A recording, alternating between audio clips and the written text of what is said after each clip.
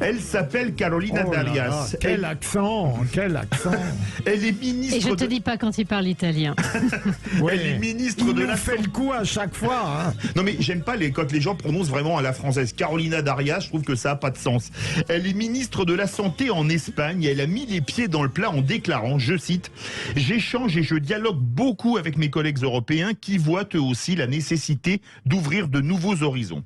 Nous devons passer d'une vigilance d'urgence à une vigilance de meilleure qualité, comparable à celle d'autres phénomènes respiratoires. En clair, sortir des mesures privatives de liberté et reprendre une vie normale, comme lors d'une épidémie de grippe hivernale. » Des propos appuyés ce matin par ceux du professeur Com, qui a qualifié le pass vaccinal, qui doit être voté ce week-end par l'Assemblée nationale, de, je cite, « mesure électoraliste », en affirmant qu'il fallait se concentrer sur les personnes à risque, en particulier pour la 4e dose. D'où notre grand débat. Ni jauge, ni passe vaccinal, ni passe sanitaire ou vaccinal. Doit-on gérer le Covid comme une épidémie de grippe? Et vous êtes 96% à dire oui sur Twitter. Vous voulez réagir? Le 0826 300 300 et les réseaux sociaux. Avec nous, le docteur Emmanuel Loeb, président des Jeunes Médecins. Bonsoir et bienvenue sur Sud Radio. Bonsoir, merci de votre invitation. Et parlez bien près du micro, oui, comme vous avez le masque. Hein. Est-ce que les gouvernants français ne devraient pas s'inspirer de la ministre de la Santé espagnole qui ne gère pas par la peur, mais par l'espoir d'un retour à la vie normale? Je pense que de manière générale, c'est toujours très intéressant de regarder ce qui se fait dans d'autres pays. Je pense que ça a été fait déjà pour la politique vaccinale et là, effectivement, pour l'adaptation maintenant aux nouvelles donnes de l'épidémie. Après, je pense que ce qui est important maintenant, c'est d'essayer de rétablir un climat apaisé, un climat de confiance et d'essayer autant que possible d'arrêter avec cette hystérisation qui fait que les Français ont tendance un petit peu à s'antagoniser les uns les autres. Voilà. Maintenant, la question, c'est comment on fait pour faire redescendre la pression, permettre à chacun de dialoguer et pouvoir travailler dans un climat serein, rétablir la confiance, parce qu'il est très important que l'ensemble de la population française ait confiance vis-à-vis des soignants qui les prennent en charge au quotidien. Ça, c'est vraiment la question, et au-delà de la question même épidémique, vraiment, c'est une question sociale et sociétale qui, pour nous, est très important. Moi, de formation, je suis psychiatre, et donc la santé mentale de la population est quelque chose de très important. Et donc, la question, c'est comment on va sortir de ces situations d'anxiété que l'on peut tout à fait comprendre de la part de la population, parce qu'on traverse quand même une situation à nul égard arrivée. Donc là, la question, c'est vraiment comment on fait, comment les politiques vont faire pour rétablir la confiance et essayer de sortir de ces logiques d'antagonisation des populations. Philippe Bilger. Monsieur le Président, le sujet de Sud Radio me remet enfin sur un terrain un peu familier, celui de la grippe. Parce que depuis 2 ans, j'ai appris beaucoup de choses sur la santé, mais en même temps, questionné, j'ai été condamné à formuler un certain nombre d'absurdités, d'incertitudes et sans doute d'erreurs. Mais ce qui m'intéresse dans le sujet qui a été choisi, c'est que j'entends beaucoup autour de moi que, par exemple, au sujet d'Omicron, on devrait en effet traiter ce variant de manière beaucoup plus banale, beaucoup plus ordinaire, parce qu'en réalité, il n'est pas menaçant comme les précédents et qu'on devrait vivre avec, notamment, comme lorsqu'on attrape la grippe. Sur ce point précis, est-ce que vous trouvez que c'est juste ? Emmanuel Loeb. En fait, je pense que c'est très compliqué. Je pense que ce que nous a montré cette crise, c'est qu'il faut toujours rester très prudent, mais que la prudence ne doit pas empêcher, encore une fois, de maintenir un dialogue. Et je pense que c'est ça le plus important, c'est-à-dire que je pense que la population dans sa globalité est sous pression, que là on voit bien que à la crise épidémique peut arriver d'autres crises, et la question c'est vraiment de gérer la crise, parce que si en plus de cette crise sanitaire se joue une crise sociale et sociétale, à la fin on aura tout perdu. Donc les questions d'acceptabilité, c'est ça la question en fait qui se pose derrière, c'est comment on fait pour travailler avec la population à mettre en œuvre des mesures qui soient accepté par la population. Et ça, c'est vraiment une question qui est fondamentale et que nous, dans notre pratique quotidienne du soin, nous est posée. C'est comment on ne peut pas imposer un soin à la population. C'est quelque chose qui est impossible. Donc il faut que la population se saisisse des possibilités thérapeutiques qui lui sont proposées, des politiques de santé publique qui lui sont proposées pour ne pas être en confrontation. Ça, c'est important. Céline Pina. On est dans une situation dans laquelle aujourd'hui on n'a pas de traitement. Il n'y a pas un traitement qui soigne le Covid. On peut soulager les problèmes respiratoires. Mais il y a 99% des gens qui n'ont aucun symptôme. Tout à fait. Mais on a déjà... la réalité aujourd'hui, c'est que vous avez un certain nombre de personnes qui ne peuvent pas être opérées. Je pense par exemple des gens qui ont des problèmes aortiques lourds. Et dont les opérations sont repoussées. Contrairement à ce qu'on dit, il y a des opérations graves qui sont repoussées. Je pense à des gens qui ont des cancers métastasés et qui souffrent en fait de problèmes de suivi. Et ça, c'est aussi une réalité. On la passe sous le boisseau en disant non, vous inquiétez pas, quand vraiment c'est grave, on vous prend en charge. Oui, mais des fois c'est grave et quand même il n'y a pas de prise en charge à la hauteur. Il y a des gens aujourd'hui qui perdent des chances de vie ou de survie à cause de cette situation. Pourquoi ? Parce que les services de réa sont quand même pas encore complètement saturés, mais quand même bien remplis encore par un certain nombre de malades. Donc je veux bien qu'on lâche toute la bride, mais à ce moment-là, si on se retrouve avec une surmortalité et avec des hôpitaux complètement engorgés, il faut que tout le monde ferme sa bouche et ne râle pas. Pour l'instant, je pense que c'est la dernière des choses à faire. Laissons l'Espagne, si elle a envie de jouer avec sa population, le faire. Aujourd'hui, on est probablement sur une fin d'épidémie. Tenir encore quelques mois n'est pas forcément idiot. Regardez ce qui se passe et simplement, on serait soi-disant pas loin d'atteindre le sommet. Attendons que ça redescende et prenons des décisions rationnelles. Aujourd'hui, quand vous voyez le taux des gens qui sont en réanimation, vous ne pouvez pas lâcher la bride comme ça, sans conséquences qui peuvent être extrêmement dommageables. À la fin, il y a des gens qui meurent malgré tout. Et même si on n'est pas dans l'ordre de l'hécatombe, on n'est probablement pas dans l'ordre de l'hécatombe, parce qu'on a la vaccination, parce qu'on a les gestes barrières, parce qu'on a fait aussi des confinements. Arrêtons de faire comme si c'était une grippette depuis le début qui avait été instrumentalisée par un pouvoir. Dieu sait que je n'apprécie pas forcément la façon dont Emmanuel Macron gère la France.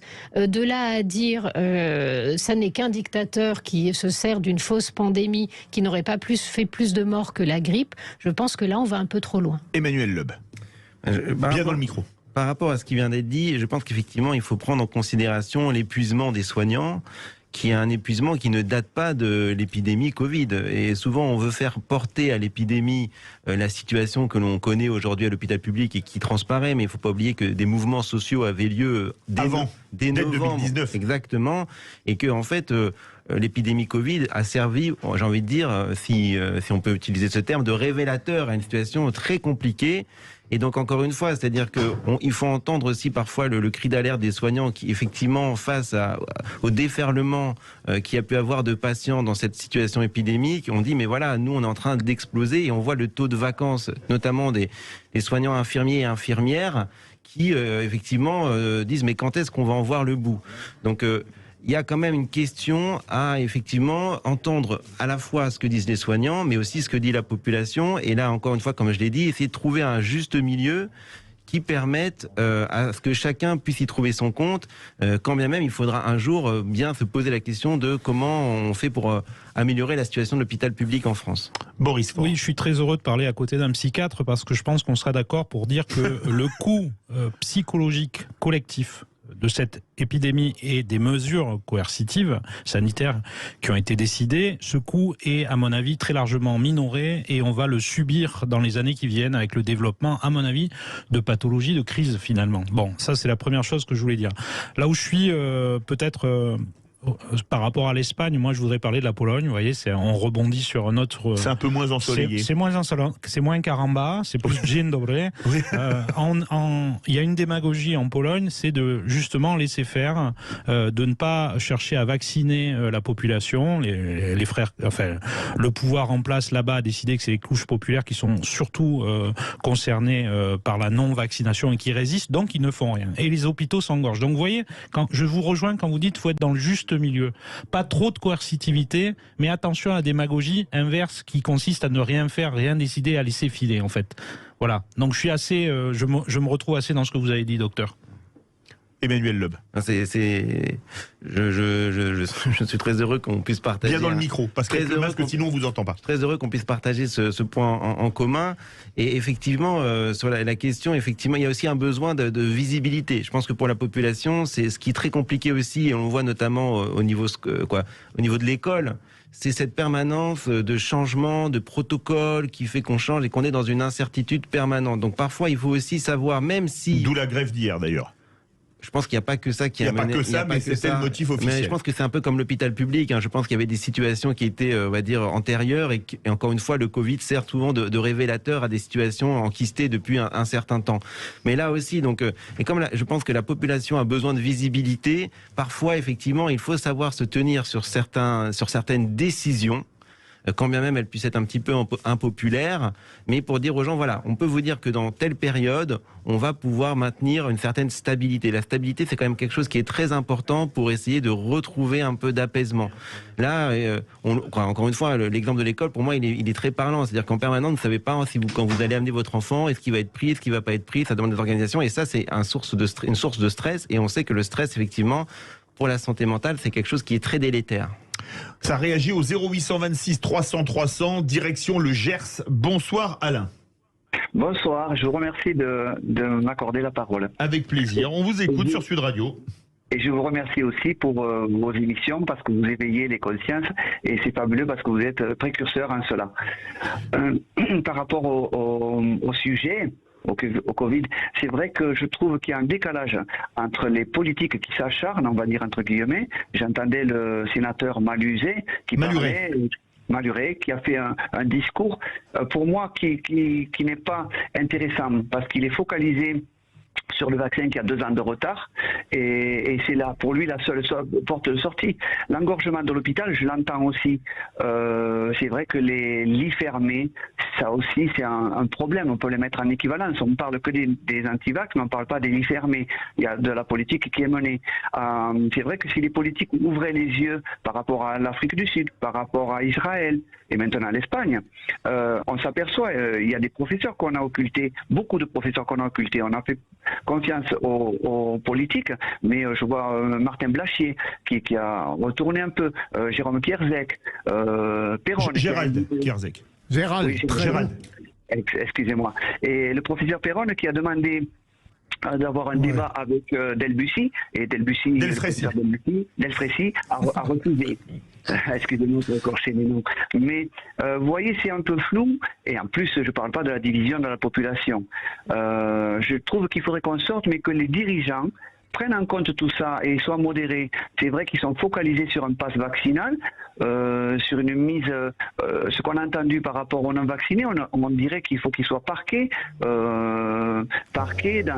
le politique de Nice, le maire de Nice, vous l'avez entendu ce matin. Qui voulait qu'on coupe les allocations chômage aux personnes qui ne sont pas vaccinées. Alors que là, vous allez au tribunal, vous gagnez à tous les coups parce que vous avez payé une cotisation, c'est aberrant. Je peux l'entendre de la part d'un voisin, mais pas d'un politique. Hein. Oui, mais un voisin, ça s'arrête au palier. Restez avec nous, Alain. On n'a plus beaucoup de temps. Emmanuel Loeb, qu'est-ce que vous voulez répondre à Alain? C'est vrai que on a l'impression que vous disiez vous-même, alors vous êtes psychiatre, ceci explique peut-être cela, qu'il faut arrêter d'en rajouter dans les antagonismes, etc. Quand on a le président de la République, on ne peut pas dire qu'il ne jette pas d'huile sur le feu dès qu'il en a l'opportunité. Effectivement, en tout cas dans cette prise de parole, on sait très bien que dans les politiques de santé publique, tout ce qui vise à stigmatiser une population n'est pas forcément source de réussite. On le voit d'ailleurs dans d'autres types de politiques de santé, que ce soit la dépendance au tabac, la dépendance à l'alcool. Et donc effectivement, stigmatiser une population, c'est pas forcément ça qui va l'amener à changer de point de vue. Là aussi, je pense qu'il y avait des acteurs autres que les médecins qui avaient, à mon avis, tout intérêt à agir, que sont notamment les travailleurs sociaux. On sait que les travailleurs sociaux, ce sont un corps qui est au plus proche de la population, qui partage parfois donc leur représentation culturelle et sociologique. Et donc là aussi, parfois, ce sont les meilleures personnes pour aller convaincre. Et quand on voit que, notamment, il y a un défaut de vaccination chez les personnes âgées de plus de 80 ans qui elles sont vraiment à risque, contrairement aux enfants. Exactement. Et là, parce que c'est quand même l'une des grosses différences, notamment avec l'Espagne. Vous parliez de l'Espagne. Là, effectivement, on doit s'interroger sur comment on n'a pas réussi à convaincre une population et quelle est cette défiance qui peut exister au sein de certains de nos concitoyens sans pour autant les stigmatiser. Alors, Philippe Bilger et Céline Pina, court chacun. Très vite. Absolument. D'abord, moi j'ai beaucoup aimé le discours du sénateur Maluret. Il m'a peut-être pas convaincu, mais je l'ai trouvé très talentueux. Deuxième élément, je suis pas persuadé que l'invocation du professeur Perron soit tellement stimulante sur le plan de l'argumentation. Mais plus sérieusement, comme je ne maîtrise pas l'espagnol comme Philippe, je me demande si cette ministre ne met pas en cause, il me semble, la politique qui a été menée par les différents États depuis 2 ans.